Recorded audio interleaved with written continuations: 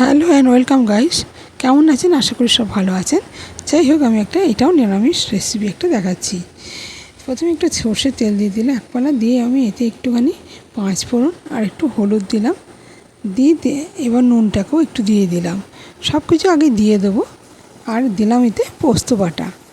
পোস্ত বাটাটা দেবো, একটু বেশি করে দিতে হবে, যেহেতু লাউ শাক পোস্ত হবে সেই জন্য এটা আমি বেশি করে দিয়ে এবার তেলের সঙ্গে ভালো করে নেড়ে নিলাম।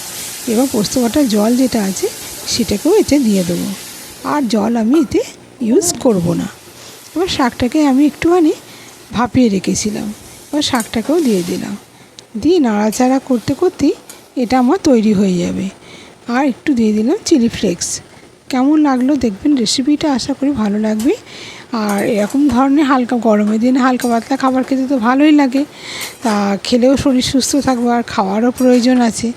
তা আপনাদের যদি রেসিপিটা ভালো লেগে থাকে তাহলে চ্যানেলটা সাবস্ক্রাইব করুন, পাশে থাকবেন, লাইক কমেন্ট করতে ভুলবেন না।